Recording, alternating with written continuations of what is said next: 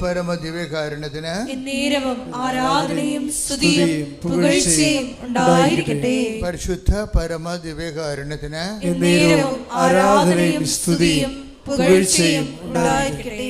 ഇത് കുറച്ച് സിൻസിയർ ആണെങ്കിലേ ഉടമ്പടി ഇങ്ങനെ പുതിയ പുതിയ സ്നേഹം നമ്മൾ ആദ്യം വായിച്ചല്ലേ വിലാപങ്ങൾ 3:22 മുതലുള്ള തിരുവചനങ്ങൾ.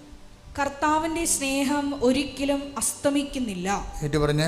കർത്താവിന്റെ സ്നേഹം ഒരിക്കലും അസ്തമിക്കുന്നില്ല.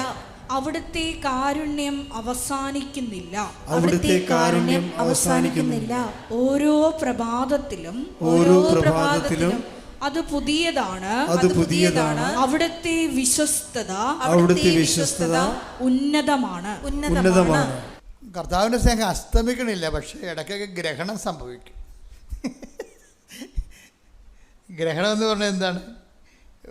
ഒരു ഗ്രഹത്തിൻ്റെ മേലെ വേറൊരു ഗ്രഹത്തിന് നിഴൽ വന്നടിക്കും. അതോടുകൂടി ഒരു തീരുമാനം ഉണ്ടാവും. എന്താണ്? പ്രകാശം തരത്തില്ല. കർത്താവ് അപ്പോൾ ഗ്രഹം അവിടെ ഉണ്ട്, പക്ഷെ നമുക്ക് വി ഡോണ്ട് ഫീൽ ഇറ്റ്. നമ്മളത് അനുഭവിക്കണില്ല. കർത്താവിൻ്റെ സ്നേഹം അസ്തമിക്കുന്നില്ല എന്ന് പറഞ്ഞാൽ കറക്റ്റാണ്, പക്ഷെ ഗ്രഹണം ഉണ്ടാവും. അത് കഴിഞ്ഞാൽ ദൈവം അവിടെ ഉണ്ട്, പക്ഷെ നമുക്കത് ഫീൽ ചെയ്യുന്നില്ല. ശരിക്കും പറഞ്ഞാൽ ഇതാണ് ഒരു അവസ്ഥ പലരുടെയും. ദൈവമുണ്ട്, പക്ഷെ നമുക്കത് ഫീൽ ചെയ്യണില്ല.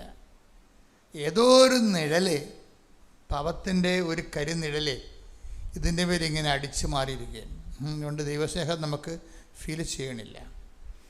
അതുകൊണ്ട് തന്നെയാണ് ഈശോ പറഞ്ഞത്, അനുദപിക്കുക, സുവിശേഷത്തിൽ വിശ്വസിക്കുക. സ്തുതിക്കട്ടെ. ഹല്ലേലൂയ, ഹല്ലേലൂയ, ഹല്ലേലൂയ, ഹല്ലേലൂയ, ഹല്ലേലൂയ.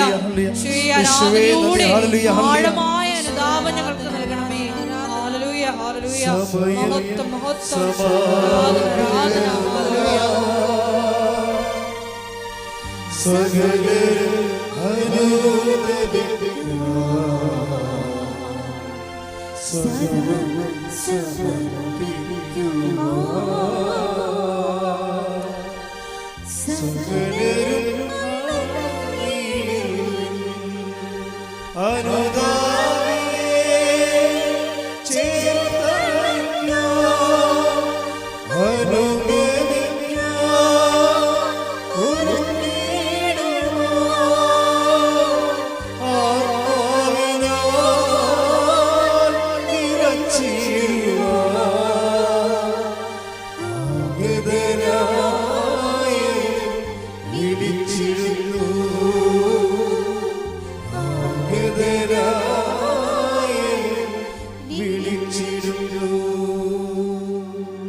അനുതാപത്തിനും നമുക്ക് ലഭിച്ചിരിക്കുന്ന ഹൗ ടു റിപ്പൻറ്റ്.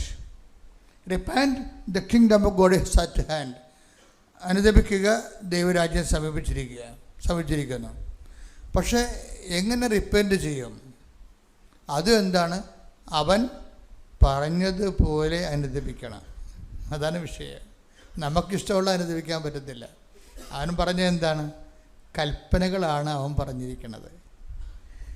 നമ്മൾക്ക് അനുദപിക്കണമെങ്കിൽ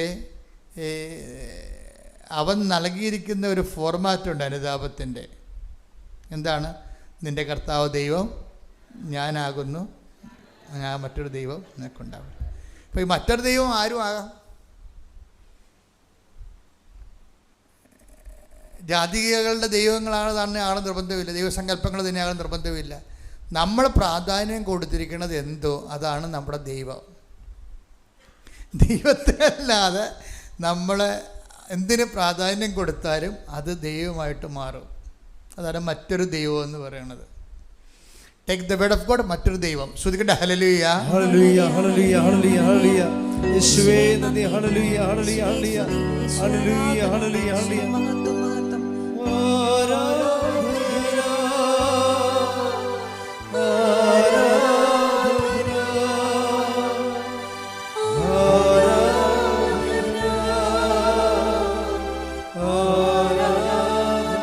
കരങ്ങൾ വീശി വീശി പാടാം.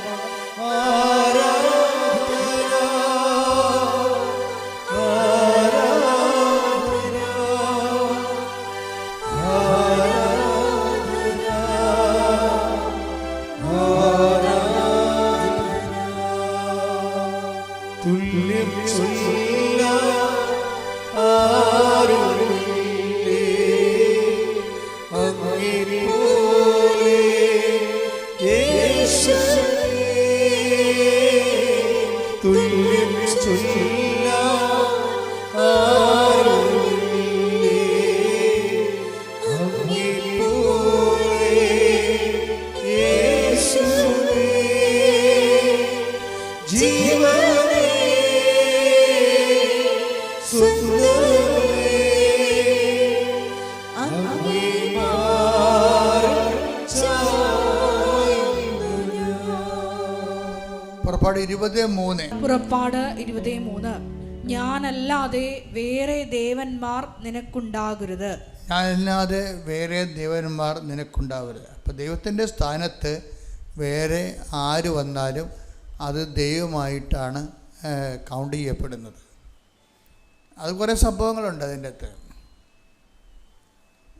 നമ്മളറിഞ്ഞ അത് ശരിക്കും ഒരു ഇപ്പോൾ ഉദാഹരണത്തിന് ഇപ്പം നിങ്ങൾക്ക് ഇപ്പോൾ ഇടവക പള്ളിയിലൊക്കെ ഇരിക്കുമ്പോൾ പാവത്തങ്ങളുടെ പള്ളിയിൽ പോലും നമുക്ക് അവിടെ പോകാൻ പറ്റാത്ത അവസ്ഥയായി. എന്താ കാര്യം? കാറുള്ളവരെല്ലാം കാറ് കൊണ്ടുവന്നിട്ട് വണ്ടിയുടെ മുമ്പിൽ കൊണ്ടുവന്നിടും. അത് ആ മാവിൻ്റെ ചോട്ടോട്ട് മാറ്റിയിടാൻ പറഞ്ഞാൽ മാറ്റിയിടത്തില്ല. ജനത്തിന് ഇടയ്ക്കേണ്ടതിനെ കൊണ്ടുവന്നിട്ടിട്ട് ഞാൻ ഈ സ്ഥലത്തെ പ്രധാന ദിവ്യനാണെന്ന് നാട്ടുകാരെ ബോധിപ്പിച്ചുകൊണ്ടിരിക്കും. അപ്പോൾ കാറും അത് കൊണ്ടുവന്നിട്ടുള്ള മനസ്സും എല്ലാം വേറൊരു ദൈവത്തെ കൊണ്ട് അവരെ സ്വാധീനപ്പെടുത്തി അതിന് അടിപ്പെട്ട് ജീവിക്കുകയാണ്. നമ്മൾ വേറൊരു സ്ഥാനക്കാര്യത്തിൽ ഇപ്പം ചിലർ പള്ളി വരുന്നില്ല. എന്തുകൊണ്ടാണ്? കാറില്ല, പള്ളി വരുന്നില്ല. കാലം മാറി. പണ്ടും മുണ്ടില്ല, അതുകൊണ്ട് പള്ളി വരുന്നില്ല എന്ന് പറഞ്ഞാൽ മനസ്സിലായില്ല.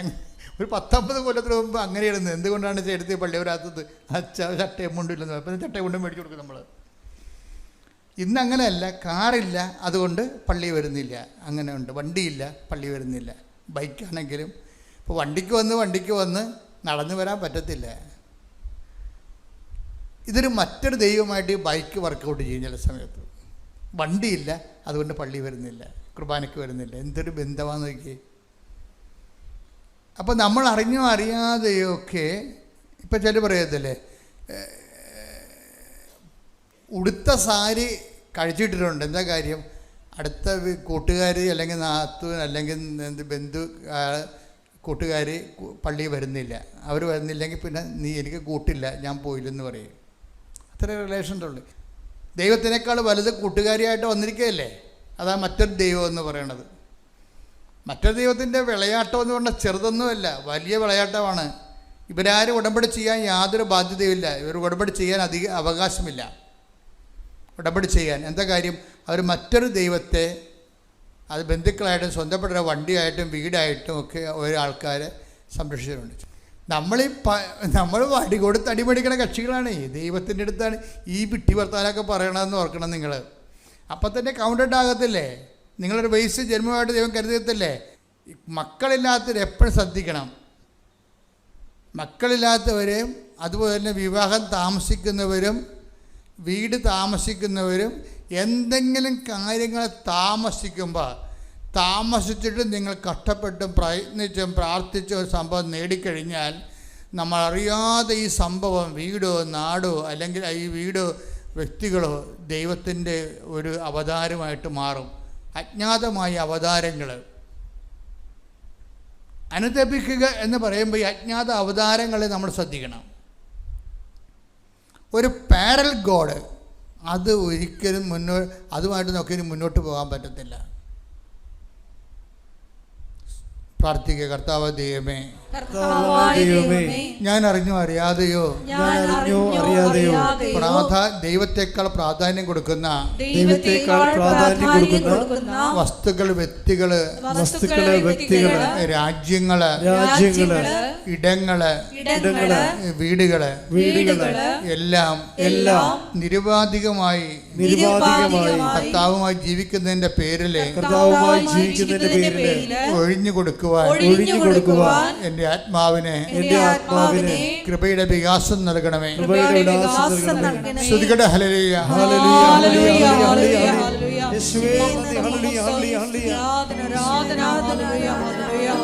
പരിശുദ്ധ അമ്മ ജീവനോടെ പ്രത്യക്ഷപ്പെട്ട ഈ അൾത്താരയിൽ ഉടമ്പടി സാക്ഷിയാക്കി എന്നെയും എൻ്റെ കുടുംബത്തെയും അനുഗ്രഹിച്ച ഈശോയ്ക്കും അമ്മ മാതാവിനും കോടാനുകോടി നന്ദി അർപ്പിക്കുന്നു.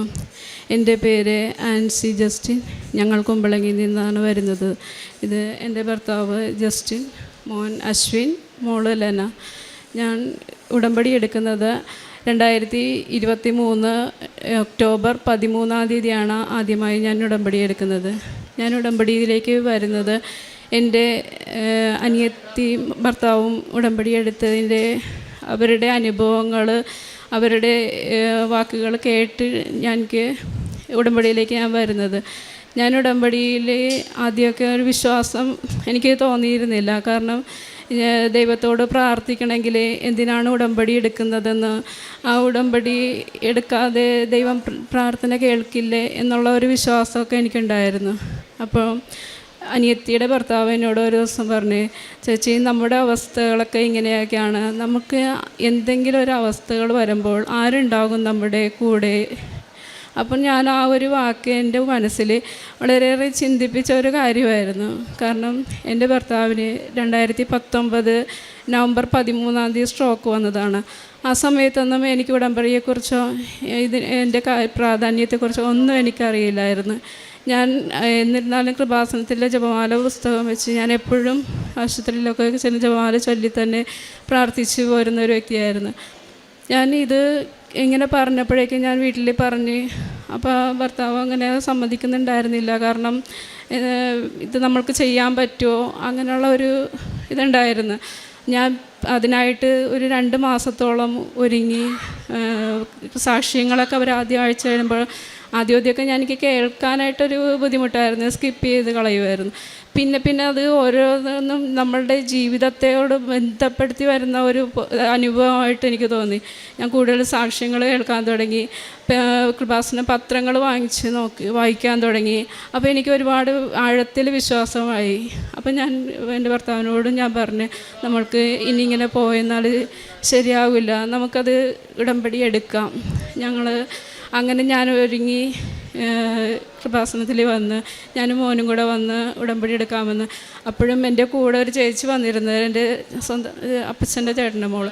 അപ്പോൾ ചേച്ചിനോട് ഞാൻ പറഞ്ഞ്, അവിടെ തിരക്കാണെങ്കിൽ ഞാൻ ചിലപ്പോൾ പോകും, എനിക്കങ്ങനെ ഇത്രയും നേരം ഒരുപാട് നേരം നിൽക്കേണ്ടി വരുമല്ലോ, മോള് വീട്ടിലൊറ്റക്കാണ് വൈകുന്നേരം വരുമ്പോൾ എന്നൊക്കെ വിചാരിച്ച് ഞാനിങ്ങനെ പോന്നു.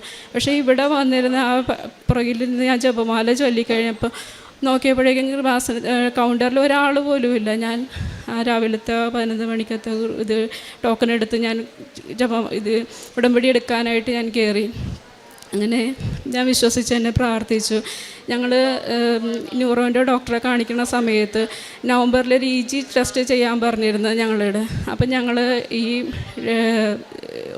ഉടമ്പടി എടുത്തതിന് ശേഷം ഞാൻ ഒക്ടോബർ ആഴ്ചയിൽ ടെസ്റ്റിന് പോയപ്പോഴേക്കും ടെസ്റ്റ് സമയത്ത് തന്നെ ചിലപ്പോൾ ഞങ്ങൾ രാവിലെ ചെയ്തിട്ട് ഉച്ചയ്ക്ക് കാണിക്കണതാണ് ചെയ്യണത്. സാധാരണ അപ്പോൾ അങ്ങനെയാണ് ചെയ്യണത്.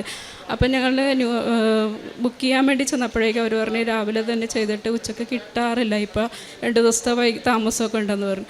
ഞങ്ങളങ്ങനെ ഡേറ്റ് ബുക്ക് ചെയ്തിട്ട് പോന്ന്, ഒരു തിങ്കളാഴ്ച ദിവസം നോക്കിയാൽ മതിയെന്ന് പറഞ്ഞു. അങ്ങനെ തിങ്കളാഴ്ച ദിവസം ഞങ്ങൾ ബുക്ക് ചെയ്തു. അപ്പോൾ നവംബർ 13 അവർ ബുക്ക് ചെയ്ത് തന്നത്. ഞങ്ങൾ പോയി ടെസ്റ്റ് എടുത്തു. പിറ്റത്തെ തിങ്കളാഴ്ചത്തേക്ക് ഡോക്ടറിനോട് ബുക്ക് ചെയ്യാനും കാണിക്കാനും വേണ്ടി എഴുതിയിട്ട് പോന്നു. ഞാനപ്പോൾ വീട്ടിൽ ടെസ്റ്റൊക്കെ ചെയ്ത് വീട്ടിൽ വന്ന് 2 ദിവസമൊക്കെ കഴിഞ്ഞപ്പോഴേക്കും ജപമാല ചൊല്ലിക്കൊണ്ടിരിക്കുമ്പോഴാണ് ഞാൻ ഓർത്തത് ഈ ഒരു ഡേറ്റിനെ പറ്റി. ഞാൻ ഇവരോട് ആരോടും പറഞ്ഞില്ല. കാരണം ഞാൻ ഉടമ്പടി എടുത്തത് ഒക്ടോബർ 13 ആദ്യമായിട്ട് അസുഖം വന്നത് നവംബർ 13. ഇപ്പോൾ ചെയ്തത് നവംബർ 13. ഞാൻ എൻ്റെ അമ്മ മാതാവിനോട് പറഞ്ഞു, അമ്മ മാതാവേ, ഞാൻ അമ്മയിൽ വിശ്വസിക്കുന്നു, എനിക്ക് അവിടെ നിന്ന് സങ്കടപ്പെട്ട് പോരാനുള്ള ഇടവരുത്തരുത്, എൻ്റെ കൂടെ ഉണ്ടാകണമെന്ന്. ഞാൻ ഈ 3 ഡേറ്റുകൾ മനസ്സിൽ വെച്ച് തന്നെ പ്രാർത്ഥിച്ചു. ഡോക്ടറിൻ്റെ റൂമിൽ ചെന്ന് ടെസ്റ്റ് റിപ്പോർട്ട് കാണിച്ചു. ഡോക്ടർ പറഞ്ഞു, എങ്ങനെയുണ്ട് ഇപ്പോൾ? കുഴപ്പമില്ല. ഡോക്ടർ തന്നെ അന്ന് ഈ സ്ട്രോക്ക് വന്ന സമയത്ത് ബ്ലഡ് ചെറുതായിട്ട് സ്പ്രെഡ് ആയിട്ടുണ്ടായിരുന്നു. അതൊന്നും ഇപ്പോൾ കാണാൻ ഇല്ല. അപ്പം ഞാൻ ഈ ഉടമ്പടി എടുത്തപ്പം മുതൽ ഈ തലയിൽ തൈലം തേക്കുകയും തേനും ഉപ്പുമൊക്കെ കൊടുക്കുകയും ഞാൻ ചെയ്തിരുന്നു. അപ്പം ആ നിമിഷം എനിക്കുണ്ടായ സന്തോഷവും സമാധാനവും എന്ന് പറയണത് പറഞ്ഞറിയിക്കാൻ പറ്റാത്ത അത്രയേറെ അനുഗ്രഹമായിരുന്നു എൻ്റെ കുടുംബത്തിന് എനിക്ക് തന്നിരുന്നത്. ആ ഒരു അനുഗ്രഹത്തിന് ഓർത്ത് ഈശോയ്ക്കും അമ്മ മാതാവിനും ഒരുപാട് നന്ദി അറിയിപ്പിക്കുന്നു. അതുപോലെ തന്നെ എനിക്ക് എൻ്റെ മോന് +2 സമയത്ത് എന്ത് കോഴ്സ് എടുക്കണമെന്ന് അറിയില്ലായിരുന്നു. അവൻ ഒരു ആവറേജ് സ്റ്റുഡൻ്റ് ആയിരുന്നു. അവന് എന്ത് കോഴ്സ് എടുക്കണമെന്നും എങ്ങനെ പോകണമെന്നൊന്നും ഒരു തീരുമാനം എടുക്കാൻ പറ്റാത്തൊരവസ്ഥയിലായിരുന്നു. ഞങ്ങളപ്പോൾ ഈശോനോട് ജപമാല ചൊല്ലി പ്രാർത്ഥിക്കുമ്പോൾ സമയത്ത് ഞാൻ മക്കളും ഇതുപോലെ തന്നെ ജപമാല പേഴ്സണലായിട്ട് തന്നെ ചൊല്ലാറുണ്ട്. അവരോട് ഞാൻ പറഞ്ഞു, എന്ത് തീരുമാനം എടുക്കണമെങ്കിലും ഈശോയോടും അമ്മ മാതാവിനോട് ചോദിച്ച് തന്നെ ചെയ്യണം. അപ്പോൾ അവനൊരു ACCA + BCom എന്നുള്ളൊരു കോഴ്സിനെ പറ്റി അവൻ പറഞ്ഞു. പക്ഷേ എനിക്ക് അതിനെപ്പറ്റി കൂടുതലായിട്ടൊന്നും അറിയത്തില്ലായിരുന്നു. അപ്പോൾ ഞാനിത് ഓറിയൻറ്റേഷൻ ക്ലാസ്സിൽ പോയപ്പോഴേക്കും അവിടെ പറയുന്ന കാര്യങ്ങൾ കേട്ടിട്ട് തന്നെ എനിക്ക് ഭയങ്കര പേടിയായിപ്പോയി. ഞാനിവനോട് ചോദിച്ചേടാ, നമുക്ക് പറ്റണതാണോ, ഇല്ലെങ്കിൽ വേണ്ട, നമുക്ക് വേറെ എന്തെങ്കിലും നോക്കാം. അവനൊന്നും വേണ്ട, ഞാൻ നോക്കിക്കോളാം എന്ന് തന്നെ പറഞ്ഞു. ഇപ്പോൾ അവൻ ആ ഒരു 4th പേപ്പർ കംപ്ലീറ്റ് ചെയ്ത് ഡിഗ്രിയുടെ ഫസ്റ്റ് സെമസ്റ്ററും കഴിഞ്ഞ് നിൽക്കുന്നു. പിന്നെ അതുപോലെ തന്നെ എൻ്റെ മോളുടെ SLC പരീക്ഷ കഴിഞ്ഞ വർഷം കഴിഞ്ഞ് 95% മാർക്ക് ഉണ്ടായിരുന്നു. സയൻസിനായിരുന്നു അഡ്മിഷൻ വെച്ചിരുന്നത്. സയൻസ് ഭയങ്കര ടൈറ്റായിരുന്നു കഴിഞ്ഞ വർഷം കിട്ടാനായിട്ട്. ഒരിടത്തും കിട്ടുന്നില്ല. ഫസ്റ്റ് അലോട്ട്മെൻറ്റ് കഴിഞ്ഞ്, സെക്കൻഡ് കഴിഞ്ഞ്, തേർഡ് കഴിഞ്ഞു, എന്നിട്ട് എങ്ങും അഡ്മിഷൻ കിട്ടുന്നില്ല. ഞങ്ങളാകെ വിഷമത്തിലായി. ഭക്ഷണം പോലും കഴിക്കാൻ പറ്റാത്തത്രയുള്ള ബുദ്ധിമുട്ടിലായി. ജപമാല ചൊല്ലൽ മാത്രം, വീട് ജനലും വാതിലും തുറക്കാൻ പോലും പറ്റാണ്ട് അകത്തിരുന്ന് കരച്ചിൽ തന്നെ. ഇത്രത്തോളം മാർക്ക് കിട്ടിയിട്ടും എങ്ങും അഡ്മിഷൻ കിട്ടുന്നില്ലല്ലോ എന്നോർത്ത്. മോളുടെ മാത്രമല്ല, മോളുടെ കൂടെയുള്ളവർക്ക് 2-3 പിള്ളേരുണ്ടായിരുന്നു. അവർക്ക് ഫുൾ A+ ഒക്കെ ഉണ്ടായിട്ട് പോലും അവർക്കും കിട്ടുന്നില്ല. എല്ലാ പാരൻസും ബുദ്ധിമുട്ടില്ല. ഞങ്ങളെല്ലാവരും വീട്ടിലിരുന്ന് ഈ ജപമാല ചൊല്ലൽ തന്നെയായിരുന്നു. ഞാനപ്പോൾ എൻ്റെ മോൾക്ക് മാനേജ്മെൻറ്റ് സീറ്റിൽ അഡ്മിഷൻ കിട്ടാൻ വേണ്ടിയിട്ട് ഒരു ഫോം കൊടുത്തിരുന്നു. അപ്പം ഞങ്ങളുടെ വീടിൻ്റെ അടുത്ത് തന്നെ ഒരു സ്കൂളുണ്ടായി. ആ സ്കൂളിൽ കിട്ടാനായിട്ട് ആ സ്കൂളിലെ യൂണിഫോം എനിക്ക് വളരെയേറെ ഇഷ്ടമായിരുന്നു. കാരണം വൈറ്റും ആഷുമായിരുന്നു അവിടുത്തെ യൂണിഫോം. അപ്പം ഞാൻ ആ യൂണിഫോം ഇട്ട് എൻ്റെ മോൾ അവിടെ പോകുന്നത് ഞാൻ അവിടെ മനസ്സിൽ സങ്കല്പിച്ച് തന്നെ അമ്മ മാതാവിനോട് പ്രാർത്ഥിച്ചുകൊണ്ടിരുന്നു. ഈ സ്കൂളിൽ മുറ്റത്ത് ഞാൻ എപ്പോഴും പോകും.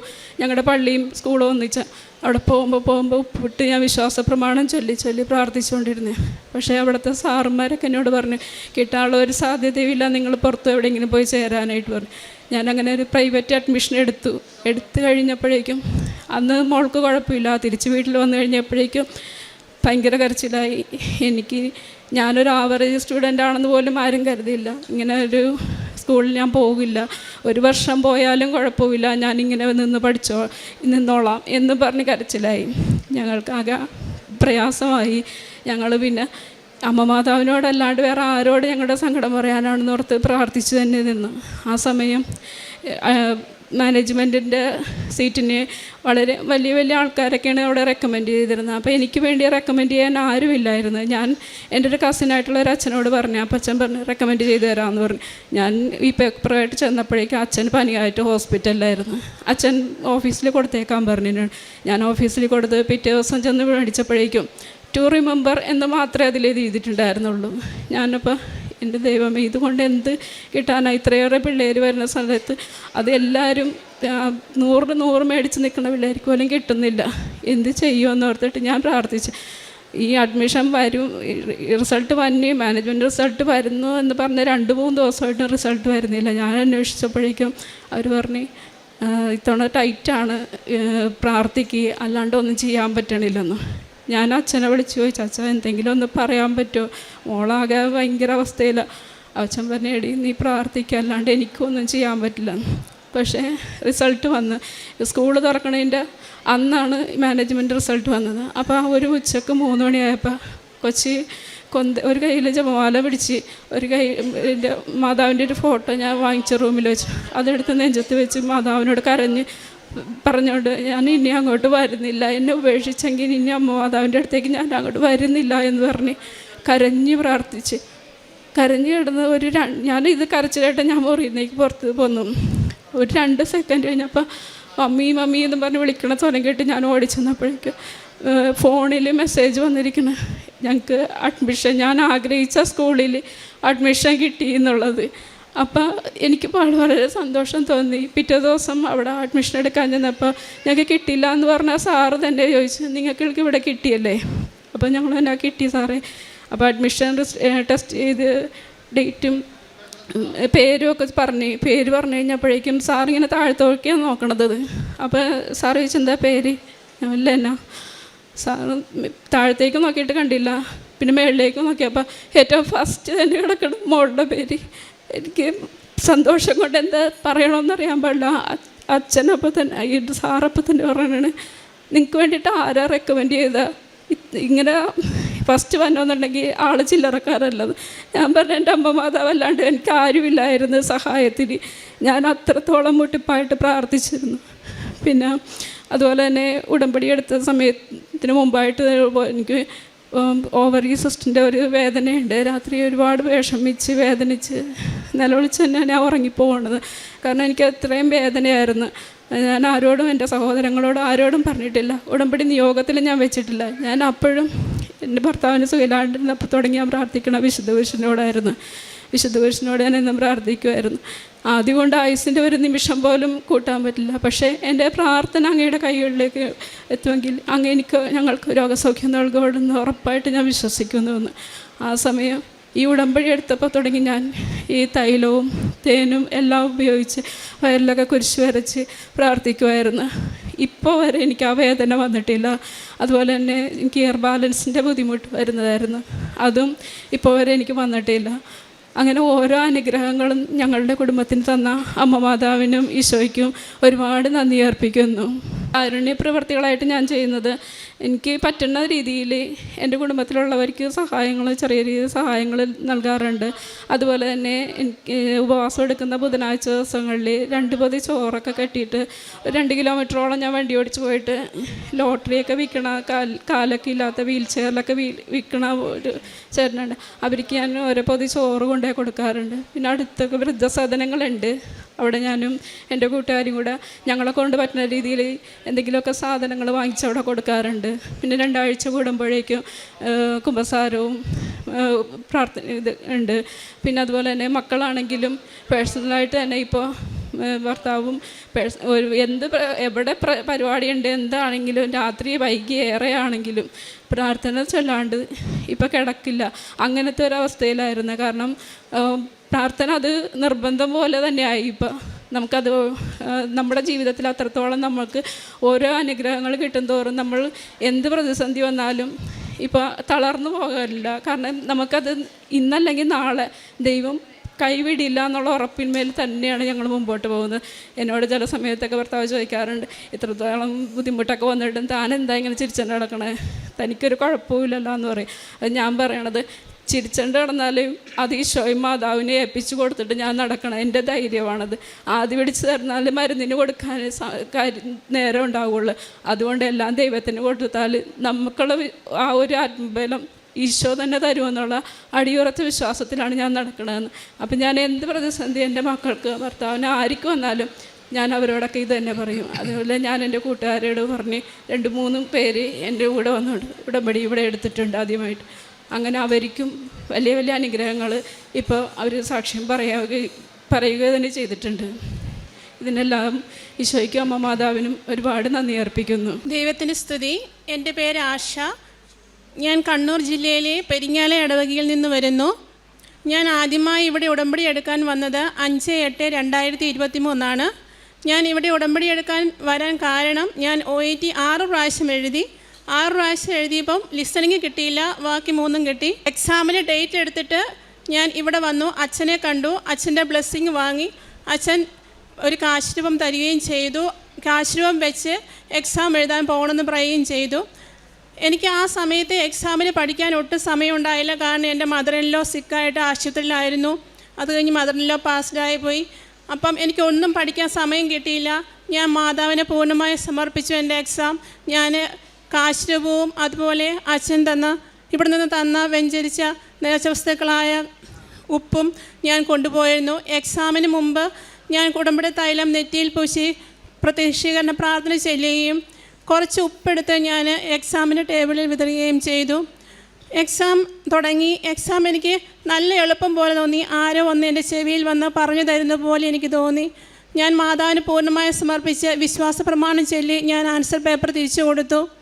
റിസൾട്ട് വന്നപ്പോൾ എനിക്ക് ലിസണിങ്ങിന് B ഗ്രേഡ് നൽകി അനുഗ്രഹിച്ചു. രണ്ടാമതായിട്ട് എനിക്ക് ന്യൂസിലൻഡിൽ രജിസ്ട്രേഷൻ എടുക്കാനായിട്ട് ക്യാപ്പിന് കോഴ്സിന് അഡ്മിഷൻ കിട്ടുന്നില്ല. സമയഘടികാലത്തിൽ നെഞ്ചിത്താഴ്ത്തിയ മാതാവിനെ വിശ്വസിച്ചുകൊണ്ട് ഞാൻ മാതാവിനോട് പ്രാർത്ഥിച്ചുകൊണ്ട് പറഞ്ഞു, അമ്മേ മാതാവേ, എനിക്ക് ജൂലൈക്ക് മുമ്പ് എനിക്കൊരു ഡേറ്റ് ഒരു കോളേജിൽ അഡ്മിഷൻ നൽകി അനുഗ്രഹിക്കണമെന്ന്. വിശ്വാസ പ്രമാണവും പ്രത്യക്ഷീകരണ പ്രാർത്ഥനയും എന്നും ചൊല്ലി പ്രാർത്ഥിച്ചു. അതിന് ഫലമായി ന്യൂസിലൻഡിൽ പുതിയൊരു കോളേജ് ഓപ്പൺ ആകുകയും ജൂലൈ 28 എനിക്ക് ആ കോളേജിൽ അഡ്മിഷൻ കിട്ടുകയും ചെയ്തു. അതിനുശേഷം ഞങ്ങൾക്ക് അവിടെ വെച്ച് ന്യൂസിലൻഡിൽ വെച്ച് ഒരു ജോബ് ഫെയർ ഉണ്ടായിരുന്നു. ഏകദേശം 5000-ഓളം പേര് അതിൽ പങ്കെടുത്തിട്ടുണ്ടായിരുന്നു. അപ്പം എനിക്ക് ആ സമയത്ത് ന്യൂസിലൻഡ് രജിസ്ട്രേഷനോ ഓസ്ട്രേലിയൻ രജിസ്ട്രേഷനോ ഒന്നും കിട്ടിയിട്ടില്ല. ജോബ് ഫെയറിന് പോകണമെങ്കിൽ ബയോഡാറ്റ നമുക്ക് മെയിൽ ചെയ്ത് കൊടുത്ത് രജിസ്റ്റർ ചെയ്യണം. ബയോഡാറ്റ ഞാൻ മെയിൽ അയക്കാൻ നേരത്ത് ഞാൻ കമ്പ്യൂട്ടറിൽ വെഞ്ചരിച്ച നേർച്ചവസ്തുക്കളായ ഉപ്പ് ഞാൻ കുറച്ചിട്ട് വിതറി വിശ്വാസ പ്രമാണം ചൊല്ലി പ്രത്യക്ഷീകരണ പ്രാർത്ഥനയും ചൊല്ലി ഞാൻ മെയിൽ അയച്ചു. ഞാൻ മാതാവിനോട് പറഞ്ഞു, മാതാവേ, എനിക്ക് ന്യൂസിലൻഡ് രജിസ്ട്രേഷനും ഇല്ല, ഓസ്ട്രേലിയൻ രജിസ്ട്രേഷനും ഇല്ല, എൻ്റെ ക്ലാസ് നടന്നുകൊണ്ടിരിക്കുന്നതേ ഉള്ളൂ. അവിടെ വന്നവർ ഏകദേശം 5000-ഓളം പേരിൽ ഒരു 4000-ഓളം പേര് രജിസ്ട്രേഷനെല്ലാം കഴിഞ്ഞവരാണ്. ഇനിയെല്ലാം ഞാൻ മാതാവിന് വിട്ടു വന്നിരിക്കുന്നു, മാതാവിൻ്റെ ഇഷ്ടം പോലെ നടക്കട്ടെ എന്ന് പറഞ്ഞു. അങ്ങനെ ഞാൻ അവിടെ നിന്ന് ക്യാപ്പ് കഴിഞ്ഞ് തിരിച്ച് ഞാൻ നാട്ടിൽ വന്നു. നാട്ടിൽ വരുന്നതിന് മുമ്പ് തന്നെ എൻ്റെ ഫ്രണ്ടിന് ഒരു റെഫറൻസ് ലെറ്റർ ചെന്നു. അപ്പോൾ അങ്ങനെ ആ കൊച്ചി എന്നോട് പറഞ്ഞു, ഒരു റെഫറൻസ് വന്നിട്ടുണ്ട്, ഹോസ്പിറ്റലിൻ്റെ പേരും പറഞ്ഞു, നഴ്സിംഗ് മാനേജറുടെ പേരും പറഞ്ഞു. അന്ന് മുതൽ ഞാൻ വിശുദ്ധ കുർബാനയിലെ നഴ്സിംഗ് മാനേജറുടെ പേരും ആ ഹോസ്പിറ്റലിൻ്റെ പേരും സമർപ്പിച്ച് പ്രാർത്ഥിച്ചു.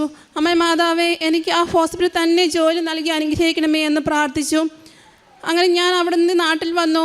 ഇവിടെ വന്ന് ഒരു ദിവസം അപ്രത്യക്ഷമായി എനിക്ക് ഓഫർ ലെറ്റർ വരികയാണ്. ഞാൻ അപ്ലൈ ചെയ്തിട്ടില്ല, ഇത് എവിടെ നിന്ന് വരുന്നതെന്നും എനിക്കറിയത്തില്ല. ആ ഓഫർ ലെറ്ററിലായിരുന്നു മെൻഷൻ ചെയ്തിരുന്നത്, നീ ന്യൂസിലൻഡിൽ വെച്ച് ജോബ് ഫെയറിൽ അറ്റൻഡ് ചെയ്തില്ല, നിന്നെ ഗവൺമെൻറ് അവിടുത്തെ വെസ്റ്റേൺ ഓസ്ട്രേലിയയിൽ ഗവൺമെൻറ് ഹോസ്പിറ്റലിൽ രജിസ്റ്റേർഡ് നഴ്സായിട്ട് എനിക്ക് ജോലി നൽകി എൻ്റെ മാതാവ് അനുഗ്രഹിച്ചു. ഞാൻ ഈ 9-ാം തീയതി ഞാൻ ഓസ്ട്രേലിയക്ക് പോവുകയാണ്. ഇത്രയൊക്കെയാണ് മാതാവ് എനിക്ക് തന്ന അനുഗ്രഹങ്ങൾ. പ്രേക്ഷിത പ്രവർത്തനമായിട്ട് ഞാൻ ഇവിടെ നിന്ന് പത്രം മേടിച്ചുകൊണ്ട് പോയി ഓരോ വീടുകളിലും കയറി വിശ്വാസ പ്രമാണം ചൊല്ലി ഞാൻ കൊടുക്കുമായിരുന്നു. കൂടാതെ അച്ഛൻ്റെ ധ്യാനങ്ങൾ, ഡെയിലി ബ്രെഡ്, സാക്ഷ്യങ്ങൾ ഇതെല്ലാം ഞാൻ ഷെയർ ചെയ്യുമായിരുന്നു. കാരുണ്യ പ്രവർത്തനങ്ങളായിട്ട് ഞങ്ങളുടെ വീടിൻ്റെ അടുത്ത് 2 അനാഥാലയങ്ങളുണ്ട്. അവിടെ പോവുകയും അവർക്ക് ആവശ്യമായ ഭക്ഷണങ്ങളും പൈസകളും കൊടുക്കുകയും ചെയ്യുമായിരുന്നു. എന്നെ സംബന്ധിച്ച് ആത്മീയമായി കുറേ വളരാൻ സാധിച്ചു എന്നുള്ളതാണ് ഈ ഉടമ്പടി എടുത്തതിന് ശേഷമുള്ള അനുഗ്രഹം എനിക്ക് മാതാവ് തന്നത്.